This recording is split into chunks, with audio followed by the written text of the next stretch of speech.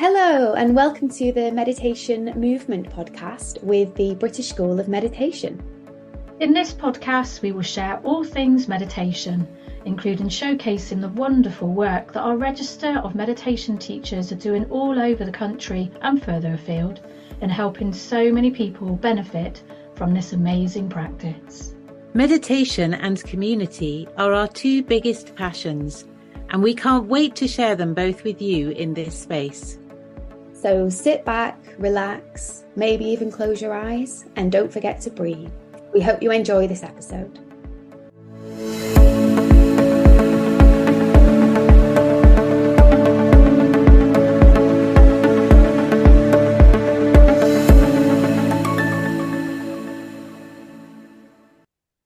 Hello and welcome to the Meditation Movement podcast. I am Catherine Banks, one of the co-owners of the British School of Meditation, and I'm here today with Mandy Johnson, who is our education ambassador. Hi, Mandy. Hi, Catherine. How are you today? Good? Yeah, I'm good, thank you. How are you? I'm good. Thank you very much. Thanks for inviting me. No, not at all. I'm really excited to have a chat with you about the theme of this month. So this month at the British School of Meditation, we've been focusing on inclusivity and specifically how when we deliver meditations or as meditation teachers, we can ensure that our classes and our meditations are inclusive, because often we don't know what might come into the space or, what people are going to come into the space with, should I say. So how can we kind of make the meditations accessible? So yeah, I wanted to kind of have a chat with you today, Mandy, because I know you've got a lot of experience in working with neurodiverse individuals and Yeah. specifically young people, both in your kind of previous life as a teacher, and your current role as a meditation teacher. So I thought we could maybe have a chat today about, what your experience is in working with young people and how you kind of, think about that inclusivity aspect of meditation in that respect. Does that sound good? Yeah, sounds great. Yeah. Fab. So can you give us a little bit of your background, what in terms of how you've worked with young people in this way in your various roles over the years? Yeah, I like the way you said in a previous life. I love that. So yeah, I was a head of drama for about around 33 years. Wow. And loved every minute of that. Absolutely fantastic. And obviously within that, within drama, it's a good space for a lot of neurodivergent young people because it's a place where they can access something. Like, drama is a creative subject and it's something where you can find a voice. It's something where you can find a safe space to kind of let yourself go a little bit. It's a little bit different. People used to say when they came into the classroom, it's like coming into Narnia in here, miss. I love it in here because I can just be me. So I think that is it's very special. It's a very special space, a drama space. And a lot of healing is done in that space. And I think a lot of people, young people, find who they are in that space. They try out different roles. And I think that for me, it's been a real privilege to meet and work with a lot of neurodivergent young people. And I had one boy that was on the autistic spectrum. He was autistic, and he came to do drama. And I, like, first of all, I was thinking, how am I going to access this? What am I going to do? But all of a sudden, he decided that he liked to be the policeman. He liked to be the fireman. He liked to be the doctor. And so then I always used to plan things with him in mind that actually these little characters, where I gave him like a special kind of little uniform, was something that he could kind of access the drama. So for me, I think it was finding kind of ways in to support these young people. Yeah. I mean, what do you think of that? What are your feelings about that? I mean, would you like a space like that when you were at school? Would you? Yeah, Yeah, absolutely. Absolutely.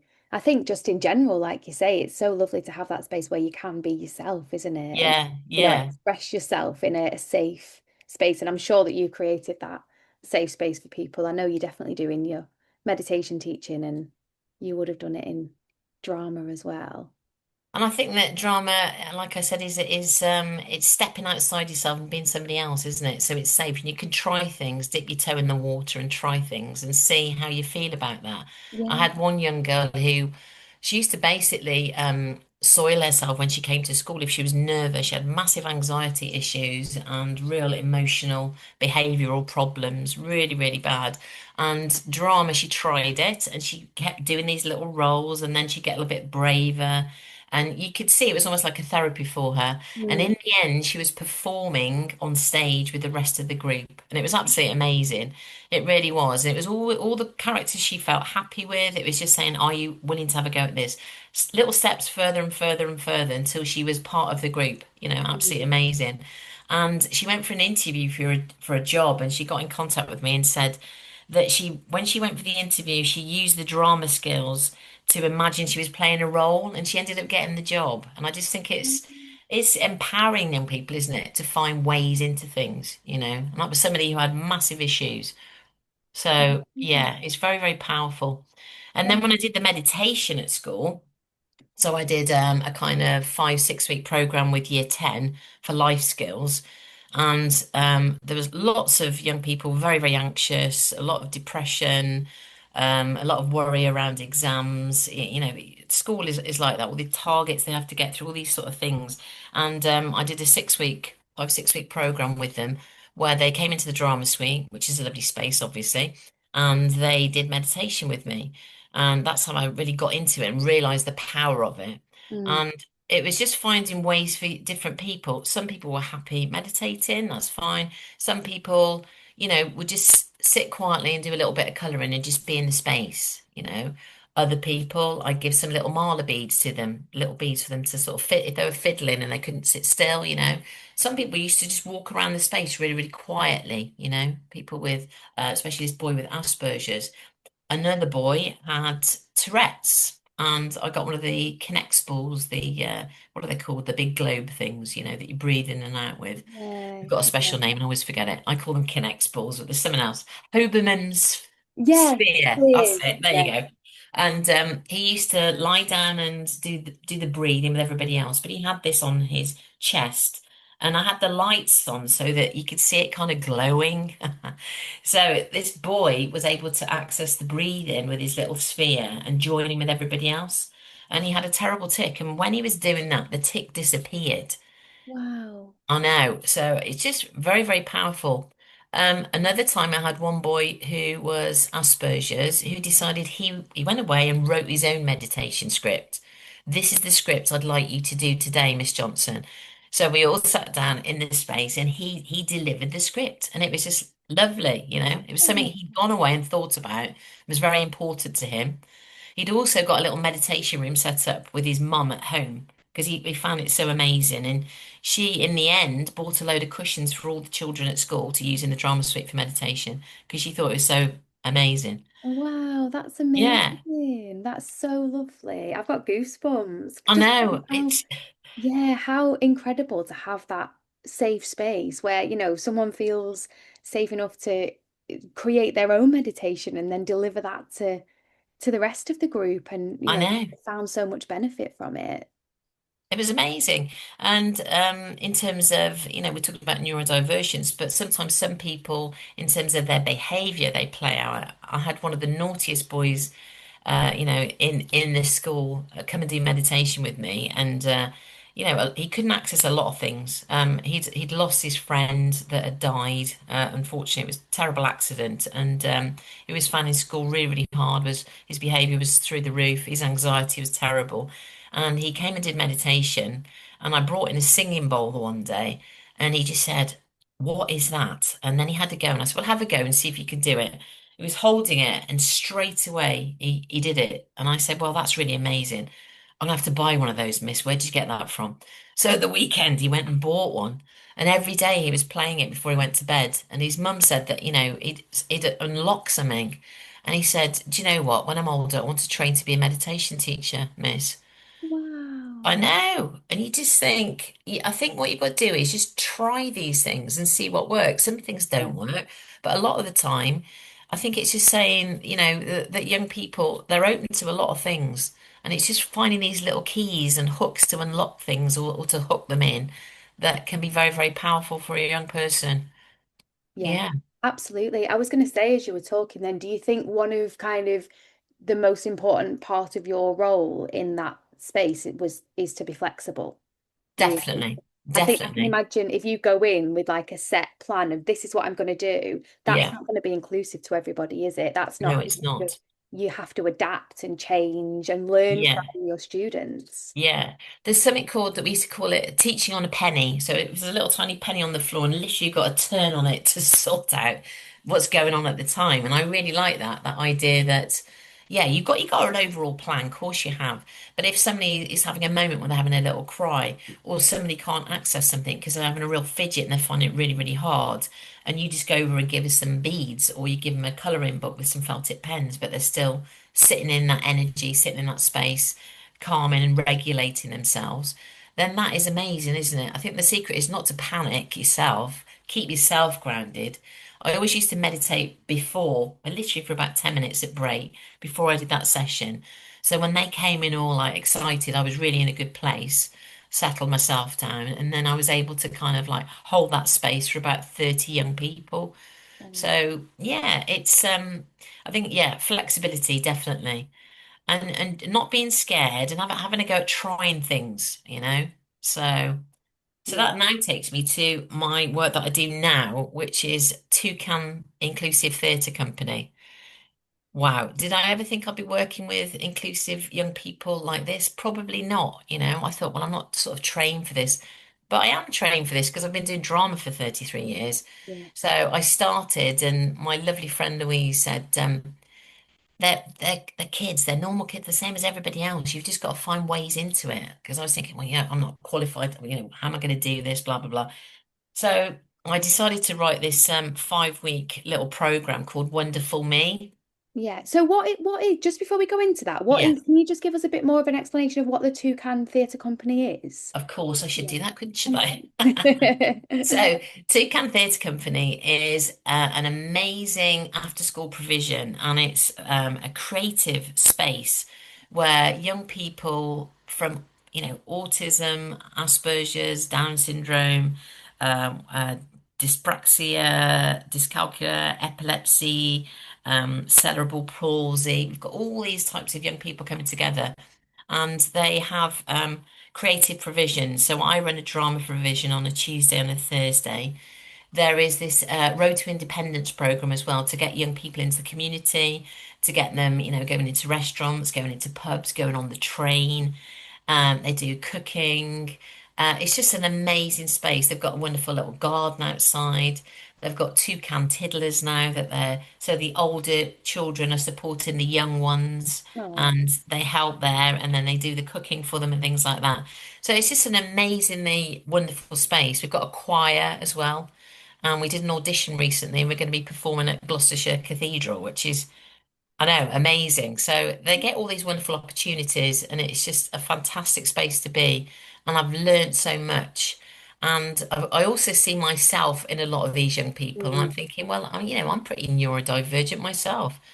And it's been an amazing experience. So, yeah, that is Toucan Theatre, and it's run by my amazing friends. There's some wonderful people there, a lot of people from the theatre world, and they're trying to get young people provision for the future to get job roles within the profession, really. yeah. So it's just wonderful. Fantastic. That sounds amazing. I know, isn't it? Right, beautiful. So you were saying the course that you run was called, so you teach meditation there as well as drama. So I teach drama, but there was this one slot where we could have like, like it's almost like life skills, really, Yeah. skills. And I said, well, I'll do a 5 week course on Wonderful Me, and we'll look at this. I mean, I do a bit within the drama anyway. I know breathing, relaxation. I do a lot of meditation in drama. It just goes together, doesn't it, with the breath and everything. So, but this course, 5 weeks, and we looked at Wonderful Me.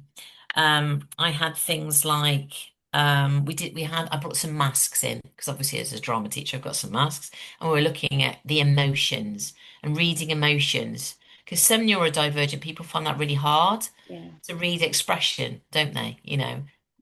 So I remember one boy I was teaching, this was at school actually, and I said, keep your eyes on the script, make sure you get into that script. And he was literally walking around with a script on his face. So I learned very quickly, you just got to be really careful sometimes how you say things Yeah, because, you might understand what that means, but they don't. So that's very interesting. I did lots of sort of breathing with those expandable balls. I did breathing with feathers. They love that. So lots of things with visuals. So yeah. feathers and bubbles. They really, really like that. We had little feathers each and we were blowing them around the room. And then we had to blow them quite hard, then quite soft. And then bubbles and just being aware of your breath and making big bubbles and little bubbles. And then just flying them all around the room. We had bubbles everywhere. It was lovely, lovely, lovely. Um, hands on your chest, hands on your lower belly, and feeling where the breath is in your body. I think Mm, anything that's kinesthetic, that's visual, that's auditory yeah, is really, really good for neurodivergent people. Creative things, thinking outside the box. The hand tracing one, where you're touching your hand and you're breathing in and breathing out, is something they really liked. yeah. It tickles Mandy. I can feel it tickling in my hand, and so it's very tangible to them, isn't it? Yeah, absolutely. I covered this on I ran a CPD day for our register members on neurodiversity last week. And, we were saying how, well, part of the training, I was saying kind of, how using, like you said, those different learner styles, visual, Yes, auditory, kinesthetic, is an excellent way in for neurodivergent individuals. But I think also, when we're talking about inclusivity, we're talking about everybody, aren't we? So yes, we I are. think Yeah, there's sometimes, I mean, people can find meditation difficult for a number of reasons, can't they? definitely. Yes, So I think being able to access those different learner styles is really one of the best ways that we can include everybody, isn't it? It's always everybody. like Yeah, you were saying before, having those little keys to the door, or I yeah, would say like that little different path in or a different way in for people to access something that might not previously have been accessible for them because either they can't feel the breath or their breath is too overwhelming. So I think that visual is often really helpful, isn't it? Especially if people definitely. find the breath overwhelming or not able to connect to it because you're kind of stepping outside of yourself a little bit, aren't you? Yes, Being yeah. that visual. Yeah, and I think sometimes young people, when they start thinking about their breath, they get a little bit like, oh no, my breath, I've never thought about that before. It's quite scary. But it's like, no, it's there as it's something to support you. It's your friend. It can be there with you all the time. Let's look at it as a friend and an anchor. So it's changing the language, I think, sometimes as well. Yeah. But chanting, I tried chanting because I did Catherine's brilliant CPD on chanting, and I thought, well, I'll have a go at that. I'm not I'm not the best, but I thought, well, I'll give it a go. I can make a sound, it's going to be fine. And they loved that. Wow. They love feeling that kind of vibration in their bodies. I had one girl who's cerebral palsy. She was in a wheelchair, so she tipped herself back, and then she was chanting, and she could feel it in her body, and that was an amazing little moment. I've got this lovely picture of her of just lying back and really in the moment, just feeling that vibration in her body. So Oh, powerful, so moving. So I think they really enjoy that. So we still do a little bit of chanting now. That's something they do enjoy as a kind of vocal warm up sometimes, just yeah. to kind of, ground yourself and be in the moment. And then Catherine said to me, it's the after bit, isn't it? After you finish making the sounds, it's that kind of moment after where the magic happens. There's a bit of space where you're feeling it going around your body. Yeah, And they always say, don't they, that the silence is the yin to sound's yang. yeah, I love that. Isn't that great? I just love that. Mm. But then we did things like, waterfall hands where you're breathing in and out, you're bringing your hands up and bringing them down. So I think using the body a lot is a good thing. We did power stances, like I am confident, like Supergirl. We did some yoga poses like the mountain and the warrior and the plank. They loved all of that. I am strong. We did lots of things with singing bowls, koshi bells. So yeah, again, it's everything that's kind of your senses, isn't it? You know, Mm. we did chocolate meditation. They absolutely love that. Using taste, or fruit if they don't want chocolate. So it's like I said, it's just using all those senses, isn't it? And just kind of like bringing it alive for young people. That's what I think. Yeah. We made some little mala beads and we made some glitter jars. That was brilliant. We loved that. It was very messy. We had it everywhere. Everybody was covered in glitter, but it was just everywhere. But we got some little glycerin and we made our own little glitter jars and they put the colours in they wanted. And then we just sat there just looking at them and put some music on and that was lovely as well. So it's just sort of like, yeah, switching on all those senses. And then we did sort of like we did like a little outline of a person on the board, and then we sort of looked at, when you feel anxious, where you feel like you can't cope, where does it feel in your body? So we did a whole outline of a person, and everybody came and wrote little things on this person. And then we said, after meditation, if you do all these like sort of things that we've talked about over the last few weeks, how does it make you feel now? And they wrote sort of calm, in control, at peace, magical, all these lovely things. So, I put them side by side and said there's a visual there. So whenever you're feeling like that, you can turn to all these things. It's like your little toolkit, isn't it, really? And that, like you say, it's for everybody. It's for everybody, isn't it? Anybody can kind of tap into any of that. We did a little bit of Qigong as well, because I've been doing Qigong for 10 years. So again, movement where they're sort of aware of their body and they do like all the kind of like sort of the strong images of like warriors and feeling good about themselves. And then also standing in a circle and then sort of saying to each other a positive thing about the person next to you. Because a lot of the time people don't like hearing things about them, good things about themselves, do they? So I think that's something I've used as well. And then saying one thing about yourself, or saying you love yourself out loud. Mm. So they're all things I kind of use in the 5 weeks. And I've just found it very, very enlightening. I'm still uncovering things as I go along in my teaching as well. I've got one boy that he's got severe autism and he's really locked in, really locked in. And I don't know whether you know the play, The Curious Incident of the Dog in the Nighttime. I've heard of it. Yeah, it's amazing. It's about this boy that he's autistic basically. So I use that play with this child. I'm like, well, this is a bit, it's a bit out there. Is it going to be okay? And we basically acted out his little journey to school in the morning and his journey home from school, all with physical theatre. So we all used our bodies. So we made he had to open the door, so he opened the door. He had to find the key. Then he played on the PlayStations. We all acted that out. All the other kids were playing, being the game. And then we did. He went and made a milkshake. So we made a huge milkshake, and he put all the strawberries in. Then we all had to whiz around and be the milkshake, the liquidizer. So it was kind of in this autistic world, but he was in it acting out this character. And his Oh, mum was sat there because she always sits in with all the sessions. And it was really a moment where you could just see that he was just loving it and he was up there performing in front of everybody. It was just lovely. oh, that's lovely. So, yeah. Yes. So I do think that meditation is very, very powerful. It really is. The breath is powerful, your body, being in your body, being grounded. Yeah. I think all of that is just something that everybody can tap into, can't they? Yeah, absolutely. And from what you've said, it sounds like this was meant for you in terms of, how you respond to these young people and you're able to give them those creative ways to access something that otherwise might not be accessible. Because I think people have often a misconception, don't they, of meditation that you have to Yeah, sit still.